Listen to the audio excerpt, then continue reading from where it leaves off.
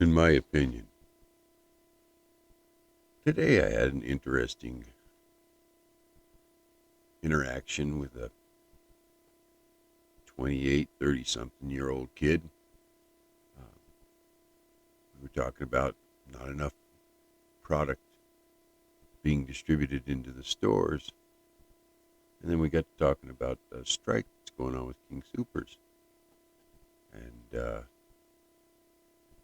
I jokingly said to the guy, well, the reason we don't have enough workers in our country is that your generation don't like working. And his response to me actually shocked me. He said, it's because of the rich people not paying their fair share. It's disgraceful that we have a country that people are starving to death, and the rich seem to not have to pay for that. I said to him, it's free enterprise. We live in a free enterprise. Didn't want to, you know, downplay what he said, but it was obvious to me that this young man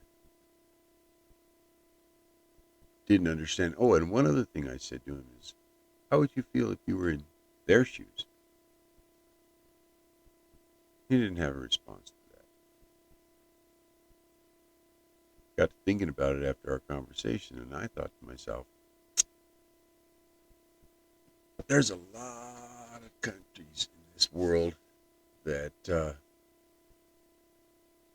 like the socialistic attitude. There's one thing about America, in my opinion, that free enterprises help the rest of the world get to where it's at.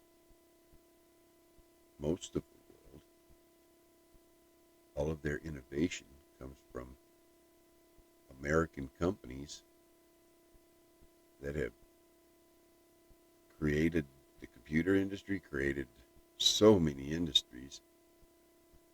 The rest of the world grabs them industries and utilizes them and also expands on them.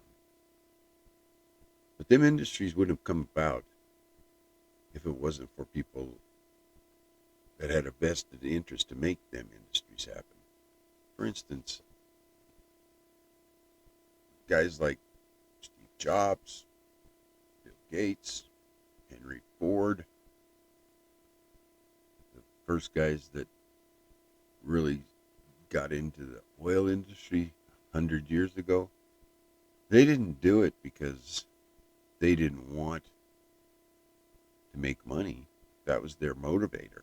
That was all motivation in this country for us to be innovative and to create new things with the goal in the end to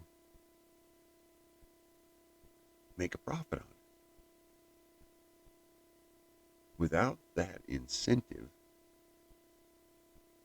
of capitalism, of free enterprise, where would the world be without America's total uh, way of looking at the world of, hey, there's opportunity. It depends on how hard you want to work, how much you want to educate yourself in the field you decide that is the right field for you. I'm sure that every very rich and powerful man in this country seen a ton of 400 or of 100-hour weeks.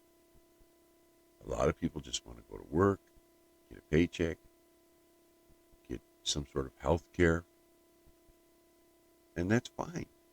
But there are other people that are extremely motivated to be successful, to be ahead of the rest of the game. And that doesn't come for free. You will pay for that. I'm sure there's many weeks that Henry Ford put in 100+ hours. Same with Bill Gates. Same with um, any person that's been really successful. You don't get ahead by going and doing something for 40 hours and going home and playing. That's just not the way it works. And I'm sure there's a lot of countries out there that you can work 100 hours and not nearly have as much as you have in this country. And as far as people starving in this country, there is no starving in this country. You can go to any restaurant or any McDonald's and tell them, I don't have any money and I'm hungry. I'm pretty sure you can get food. We see these people from Africa and other parts of the world that these children are starving to death because there is no McDonald's to give them a free sandwich. So if you want to be a socialist, then go to one of them countries and even see if they'll let you in. That's how closed they are. You want to go to China, be a wicker, and be in a labor camp?